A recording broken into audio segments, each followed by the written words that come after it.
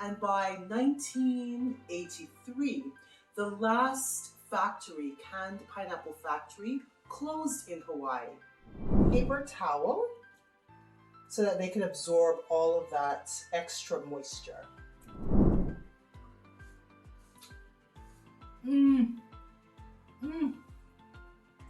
Our pineapples are so juicy and super sweet. Aloha! Welcome everyone back to another Tea Time with Tammy as we explore Hawaii. Well, I've long associated the pineapple with Hawaii, but it is not native to the Hawaiian Islands. The origins can be traced back to South America, but the link between pineapples and Hawaii comes because of the large pineapple industry that was developed on the islands starting in the early 1900s. This was largely due to James Drummond Dole, who started to build his pineapple empire in around 1903. By 1960s, Hawaii was supplying 80% of the world output of canned pineapples. This, however, didn't last long, and by 1983, the last canned pineapple factory, closed in Hawaii. Now, 75% of pineapples come from places like Indonesia, the Philippines, and Thailand. Another fun fact about pineapples, in Hawaii they're known as Hala kahiki.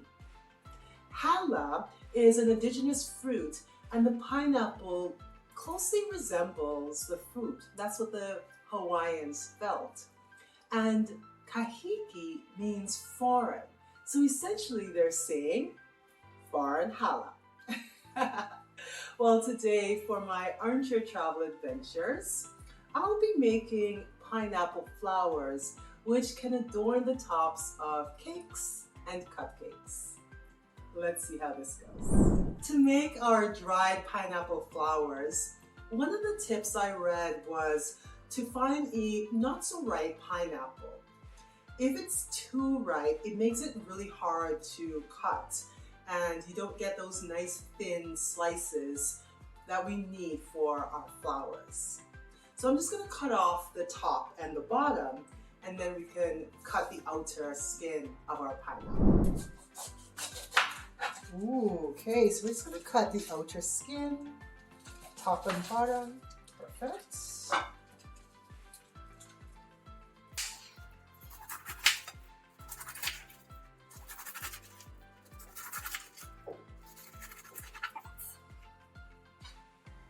Next, we want to cut our pineapple slices as thinly as possible. Nice and thick.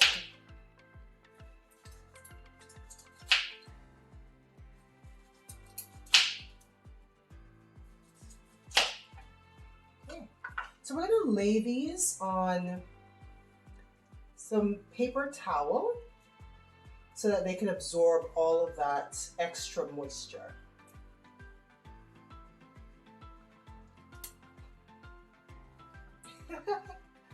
Super cool.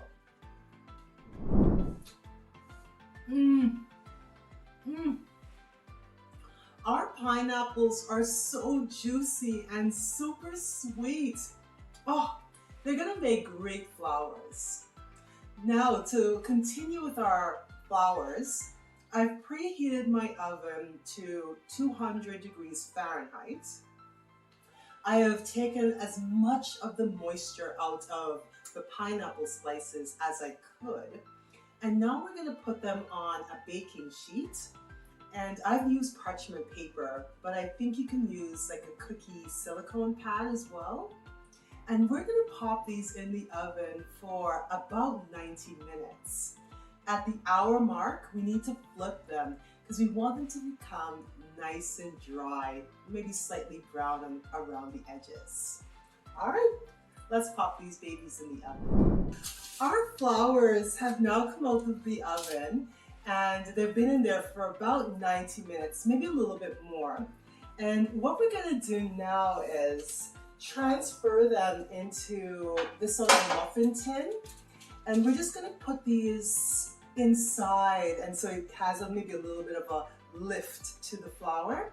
And we're gonna leave these overnight.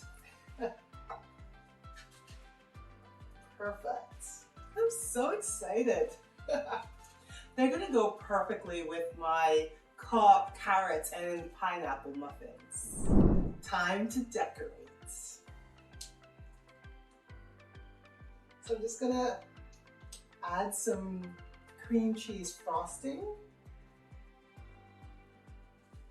Perfect. And place my flour on top. Isn't it darling?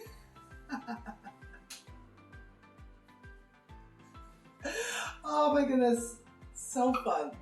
Well everyone, thank you so much for joining me. Mahalo, and I'll see you soon. Aloha. Goodbye.